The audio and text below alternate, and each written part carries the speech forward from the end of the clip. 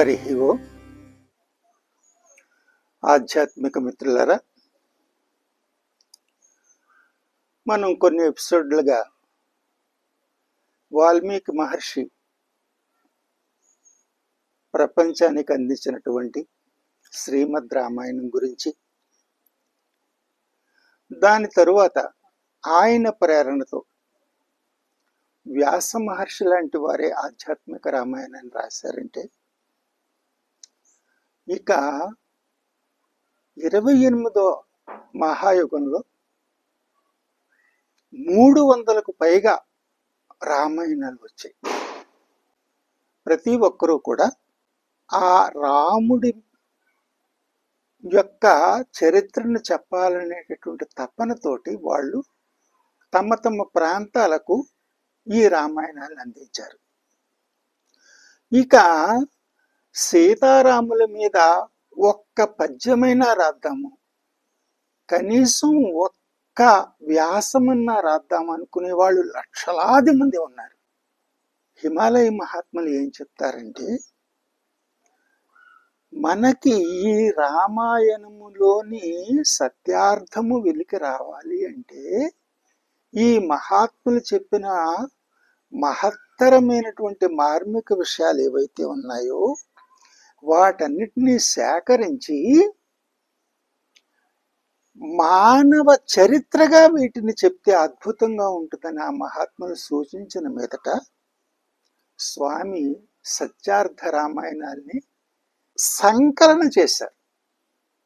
అంటే అనేక మంది మహాత్ములు చెప్పినటువంటి విషయాలని ఒక చోట కూర్చి అందులో ఉన్నటువంటి మార్మికమైనటువంటి అర్థాలు ఏమైతే ఉన్నాయో వాటిని కొంతవరకు జనుల ముందు తీసుకొచ్చే సాహసం చేయడం జరిగింది.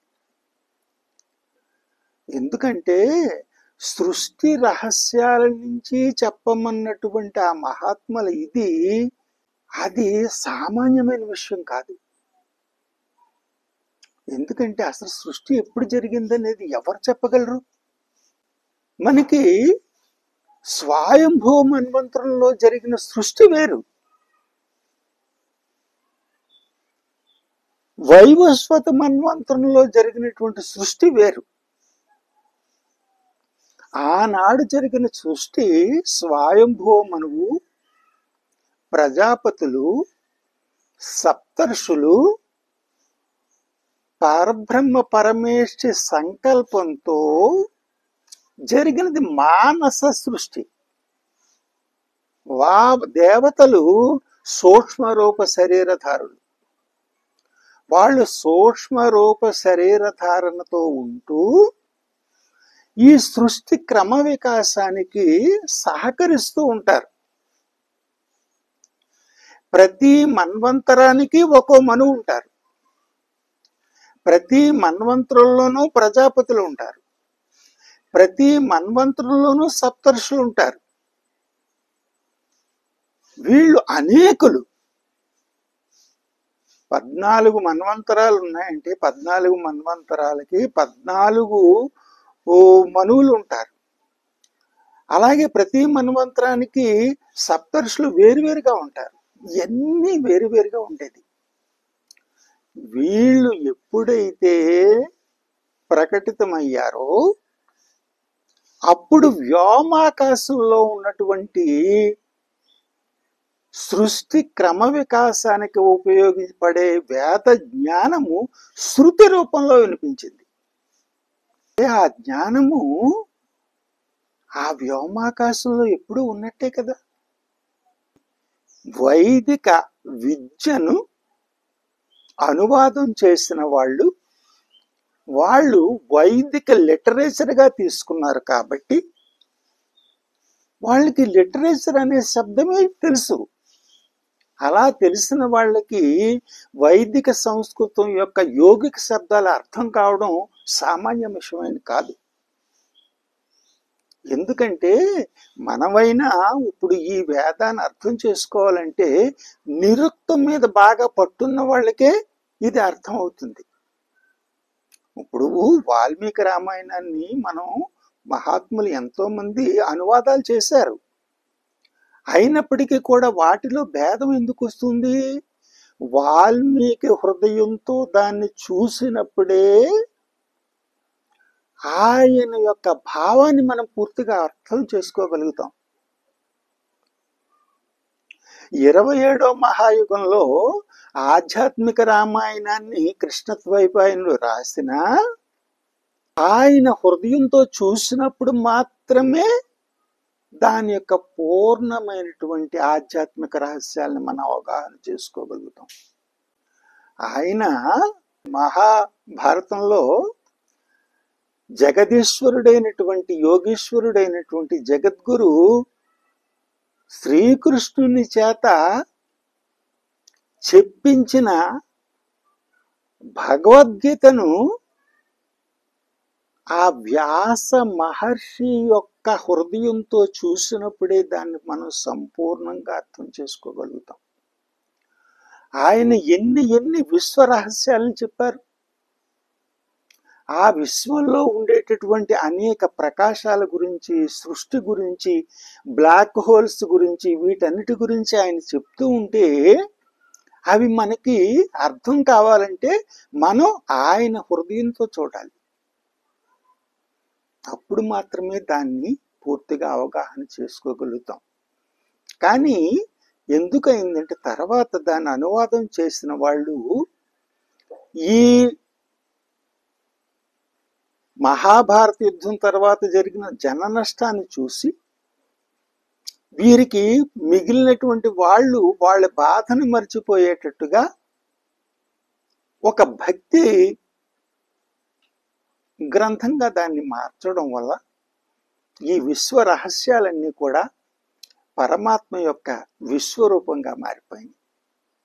దాన్ని కనుక సరిగ్గా అవగాహన చేసుకుంటే ఇక ఈ సృష్టి రహస్యాల్ని మనం పూర్తిగా అవగాహన చేసుకోగలుగుతాం. ఇన్నిన్ని మహారహస్యాలు ఉన్నాయి. స్వయంభూ మన్వంతరంలో జరిగినది మానస సృష్టి.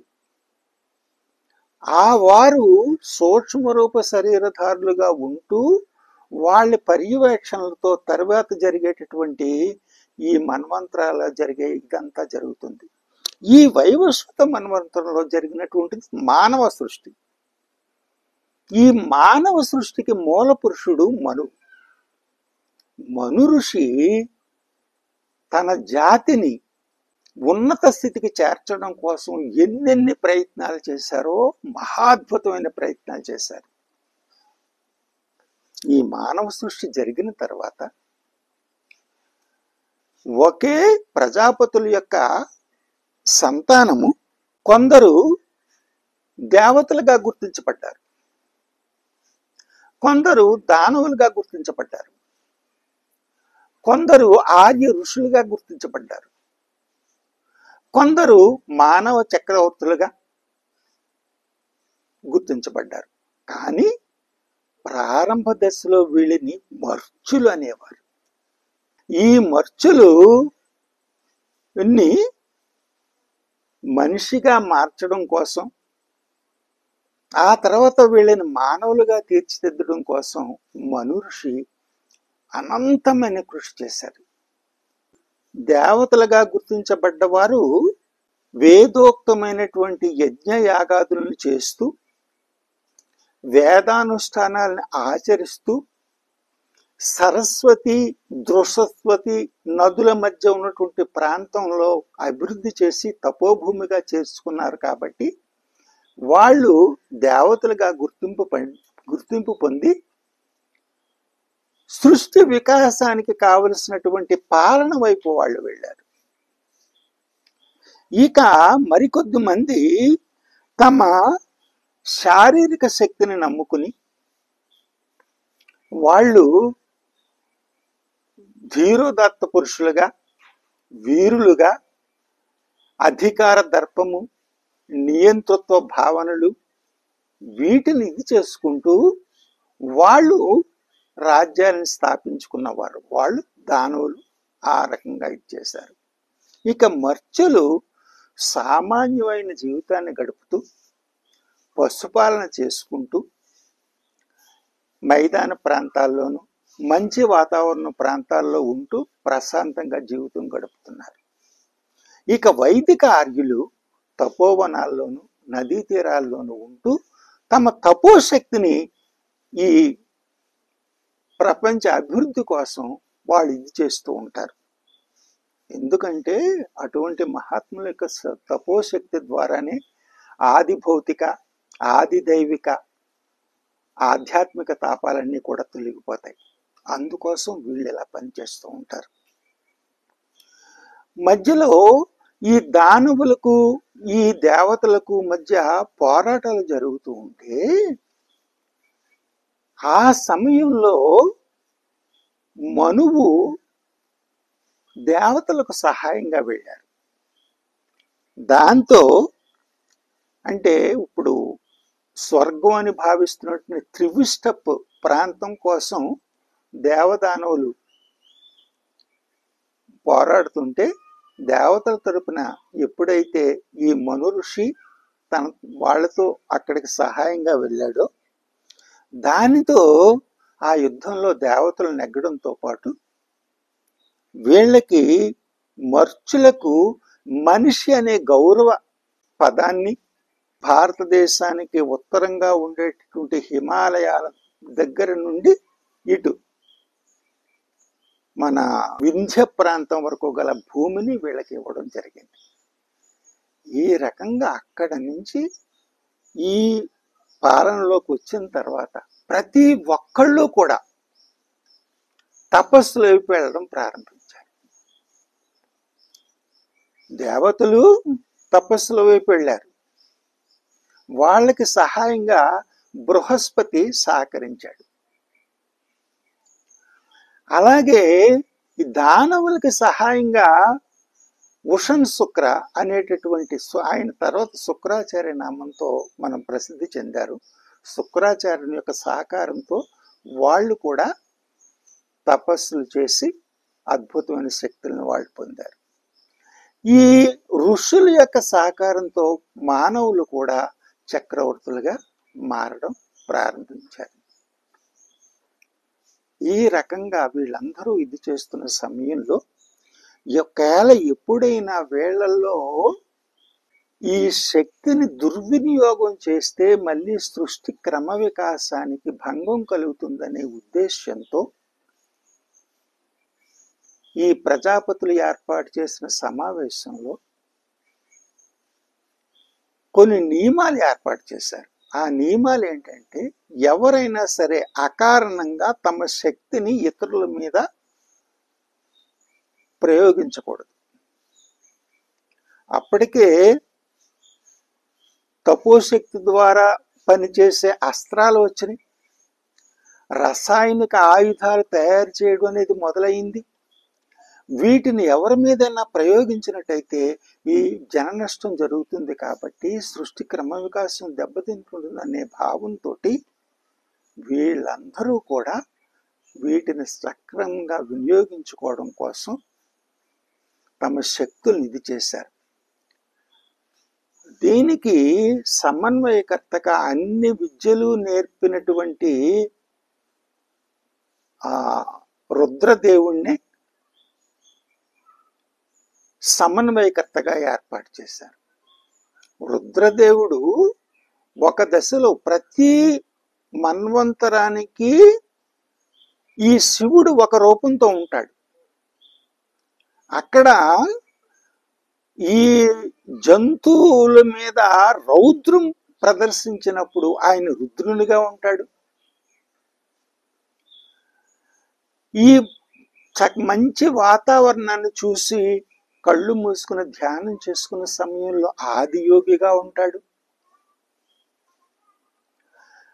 ఆ కొండల్లోనూ ఆ పర్వతాలను తిరిగే సమయంలో గాయాలు జరిగినా ఏదన్నా జంతువుల ద్వారా వీళ్ళకి ఇబ్బందులు ఏర్పడినా అక్కడ ఉండేటటువంటి వనమూలికలను ఔషధులను ఉపయోగించుకున్నప్పుడు వైద్యనాథేశ్వరుడిగా ఉంటాడు. అనేక రకాలు ప్రశాంతంగా కూర్చున్నప్పుడు ఆనందంగా ఒక గీతాన్ని పాడినప్పుడు లేదా ప్రకృతికి పులకించి ఆయన నృత్యం చేసినప్పుడు ఆయన నటరాజుగా మారిపోతాడు. అనేక ధ్వనులతో ఈ నాదోపాసన, ఈ బిందోపాసన చేసేటప్పుడు ఆయన మహాదేవుడిగా, పరమశివునిగా రకరకాలుగా మారిపోతూ ఉంటాడు. ఇలాగా ఈ దేవాది దేవుడైనటువంటి ఈ మహాదేవునికి అనేక నామాలు. అటువంటి ఆయన సమన్వయకర్తగా ఉండగా ఈ సృష్టి బాగా క్రమ వికాసం చెందుతూ వచ్చింది. ఎప్పుడైతే క్రమ వికాసం చెందుతూ వచ్చిందో ఆనాటి కృతయుగం సత్యయుగంగా మారిపోయింది. అలాగా ఆ సమయంలో ఈ మనం ఉన్నటువంటి ఈ మహాయుగంలో, ఇది వైవస్వత మన్వంతరం. ఈ వైవస్వత మన్వంతరంలో ఇక్కడ మనువు పాలన వైపు ఈయన వెళ్ళడం ఇక్కడ మొదలైంది. త్రేతాయుగము అక్షయ తృతీయతో మొదలైన కారణంగా సృష్టి అద్భుతంగా క్రమవికాసం చెందడంతో నగరాల ఆవశ్యకత అప్పుడు ఏర్పడింది. అంతవరకు ఈ వనాల్లోనూ నదీ తీరాల్లోనూ మునిపల్లెలు జనావాసాలు ఏర్పరచుకున్న వాళ్ళు ఎక్కడి నుంచి నగరాల వైపు వెళ్ళవలసిన ఆవశ్యకత ఎప్పుడైతే ఏర్పడిందో అక్కడ నుంచి ఈ వైవస్వత మనువు అయోధ్య అనేటటువంటి నగరాన్ని నిర్మించాడు. హరి ఓం.